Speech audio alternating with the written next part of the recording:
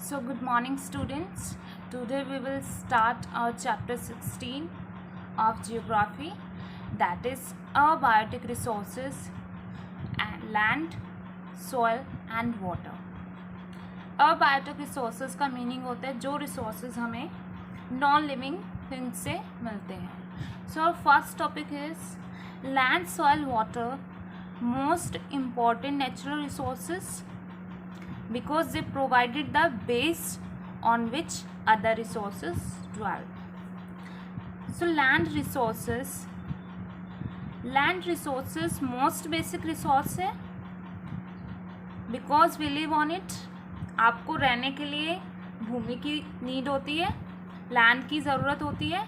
So most basic resource जो होता है हमारा वो लैंड होता है. लैंड सपोर्ट करता है फॉरेस्ट, पास्चर का मीनिंग होता है जिस एरिया के ऊपर बहुत ज़्यादा ग्रास होती है. एंड प्रोवाइड करता है बेस फॉर एग्रीकल्चर और अदर ह्यूमन एक्टिविटीज़ जितनी भी हैं आप लैंड रिसोर्सेज के ऊपर करते हैं. So you might know that land masses form only about 29% of the earth surface.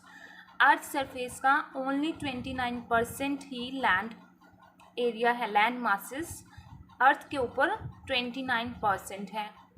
और ये सभी लैंड एरिया जो है या लैंड मासेस हैं वो ह्यूमंस के लिए सुटेबल नहीं है कि वो अपना हैबिटेशन और इकोनॉमिक एक्टिविटीज़ कर सके. सो एरिया जहाँ पर मॉडरेट क्लाइमेट मिलेगा आपको, सही तरीके से मीडियम क्लाइमेट जिसको बोलते हैं, लेवल लैंड मिलेगा, फर्टाइल सॉइल मिलेंगी, वो वाली जगह ह्यूमन हैबिटेशन के लिए ज़रूरी होती है. Because you can do variety of economic activities there. That's why you need area having moderate climate, okay. And 90% of human kind in habits, जहाँ पे ह्यूमन्स रहते हैं. हैबिट्स का मतलब जिस एरिया में ह्यूमन्स रहते हैं वो सिर्फ वर्ल्ड लैंड का 5% होता है. Next, depending on the land available for human use. So needs of the people, every country develop its own pattern of land use. सभी की सभी कंट्रीज अपना अपना पैटर्न बनाती हैं कि किस लैंड को कैसे यूज़ करना है. सो इन अदर वर्ड्स हम क्या कह सकते हैं कि different proportion of available land जो होता है are set aside for different purpose. सभी का सभी लैंड एरिया को आप प्रोपोर्शंस में करते हो. फिर डिफरेंट प्रोपोर्शंस का यूज़ जो है, लैंड एरिया का यूज़ है, आप क्रॉप कल्टीवेशन के लिए करते हो, खेती करने के लिए फसलों की, ग्रेजिंग, फॉरेस्ट्री करने के लिए, हाउस बनाने के लिए, इंडस्ट्रीज़ बनाने के लिए, ट्रांसपोर्टेशन के लिए भी यूज़ होता है लैंड्स का. फॉर इंस्टेंस अगर देखें, जिन एरियाज़ में पॉपुलेशन बहुत ज़्यादा है, जिन रीजन्स में पॉपुलेशन ज़्यादा है, लेवल लैंड और फर्टाइल सॉइल,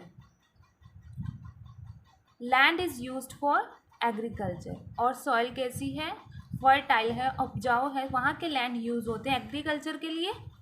और मेन थ्रस्ट क्या है, क्रॉप्स उगाने में, ग्रो करने में, to meet the food requirement, ताकि सब कंट्री में जितने लोग रह रहे हैं उनकी फूड रिक्वायरमेंट्स को क्या किया जाए, पूरा किया जाए.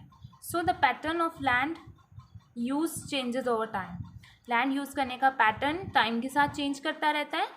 सो जैसे जैसे पीपल्स की नीड चेंज होती रहती है उसी तरह से लैंड पैटर्न, लैंड को यूज़ करने का पैटर्न भी चेंज होता रहता है.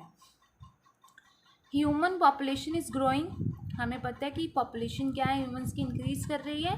सो जो फॉरेस्टेड लैंड्स होते हैं, जिन लैंड्स के ऊपर फॉरेस्ट होते हैं, उनको क्लियर करना पड़ रहा है.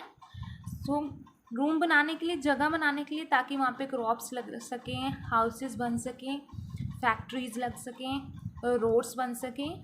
तो हम क्या करते हैं, फॉरेस्ट को कट कर देते हैं बाकी सभी चीज़ों के लिए. सो इन हैविली पॉपुलेटेड एरिया जो होते हैं जहाँ पर हाउसिंग क्या होती है, बहुत ज़्यादा ज़रूरी होती है, हाउस बनाने बहुत ज़्यादा ज़रूरी होते हैं. सो even land that were earlier used for growing crops are being converted into residential areas. तो जहाँ पर पहले हम लोग क्रॉप्स लगाते थे, खेती करते थे, वो वाले लैंड भी अब क्या बनाने में यूज़ हो रहे हैं, रेजिडेंटल एरियाज, हाउस बनाने में यूज़ किया जा रहा है उन लैंड्स को भी. 1/10 ऑफ द वर्ल्ड लैंड जो है वो अरेबल है.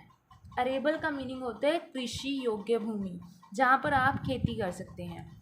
सुटेबल फॉर ग्रोइंग क्रॉप्स, यहाँ पर आप खेती कर सकते हो. और 1/3 जो है लेस देन 1/3, 1/3 से कम अंडर फॉरेस्ट एरिया में आते हैं, कि 1/3 से कम पार्ट लैंड एरिया का उन पर फॉरेस्ट है. और 1/4 जो है कंप्राइजेस पास्चर, पास्चर जो होते हैं जिनके ऊपर ग्रास लगी होती है ग्राउंड्स के ऊपर, वो 1/4 पार्ट में आते हैं. और जो रेस्ट है, बाकी बचा हुआ रह जाते हैं, वो अनप्रोडक्टिव छोड़ दिया जाता है, या तो किसी और पर्पज़ के लिए यूज़ कर लेंगे या फिर उसको ऐसे ही खाली छोड़ दिया जाता है.